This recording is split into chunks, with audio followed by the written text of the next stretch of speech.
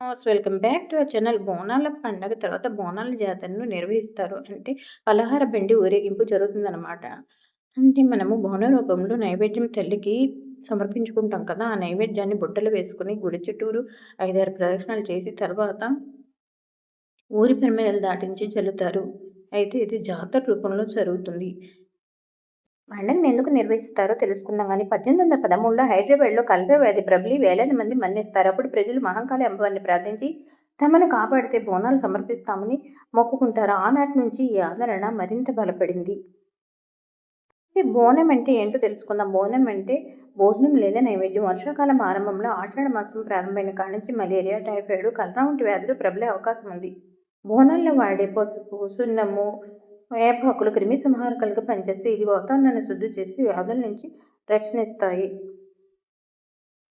దీని వెనుక వేల సంవత్సరాల పురాతనమైన చారిత్రక, పౌరాణిక మరియు ఆధునిక నేపథ్యాలు ఉన్నాయి. పంటలు బాగా పండాలని, వర్షాలు సమృద్ధిగా కురవాలని మరియు గ్రామ ప్రజలంతా సుదీర్ఘంగా ఉండాలని గ్రామ దేవతలను పూజించి నైవేద్యం సమర్పించడం తెలంగాణ సాంప్రదాయం. భక్తులు ముఖ్యంగా మహిళలు తమ తలపై బోనాలను, దీపాలను ఉంచుకొని డప్పు వాయిద్యాలతో అమ్మవారి గుడికి ఊరేగింపుగా వెళ్తారు. ఈ జాతర అనేది చాలా కన్నుల పండగ, కోలాహలంగా జరుగుతుంది. ఈ జాతరను చూడడానికి 2 కళ్ళు చాలవు. ఎవరికి నచ్చిన వేషధారణలు వాళ్ళు మారు వేషం వేసుకొని పులి వేషధారణలతో, డప్పు వాయిద్యాలతో ఈ జాతర అనేది జరుగుతుంది. అయితే గుడిని విద్యుత్ లైట్లతో వెలిగిస్తారు. అయితే దేదీప్యమానంగా గుడి కూడా వెలిగిపోతుంది. ఈ గుడిని చూడటానికి 2 కళ్ళు చాలవండి. కిక్కిరిసిన జనంతో, కోలాహల పాటల మధ్య ఆటపాటలతో, డప్పు వాయిద్యాలతో, పులి వేషధారణతో, మారు వేషగాళ్లతో ఈ జాతర అనేది అంగరంగ వైభవంగా జరుగుతుంది. చూడటానికి 2 కళ్ళు చాలవు. అయితే ఇది తెలంగాణ సాంప్రదాయము. అయితే ఒక్కొక్క ప్రాంతం వారు ఒక్కొక్క విధంగా చేసుకుంటారు. ఆంధ్రాలో శ్రావణ మాసంలో ముత్యాలమ్మ తల్లికి మొక్కు తీర్చుకుంటారు. ఇక్కడ హైదరాబాద్లో, తెలంగాణలో బోనం రూపంలో తల్లికి మొక్కు తీర్చుకుంటారు. కొంతమంది గంగానమ్మ పండుగని, ముత్యాలమ్మ పండుగని ఇక్కడ బోనాల పండుగ జరపబడుతుంది. ఏది ఏమైనా అందరి సాంప్రదాయాలు, ఆచారాలు ఒకటే. ఆ విధంగా తల్లికి మొక్కు తీర్చుకుంటారు. వర్షాకాలంలో వచ్చే వ్యాధుల నుంచి సంరక్షించబడడానికి కూడా ఈ జాతర అనేది ఉపయోగపడుతుంది. ఎందుకంటే మనము వాడే బోనము వాడేటప్పుడు అక్కడ సున్నము,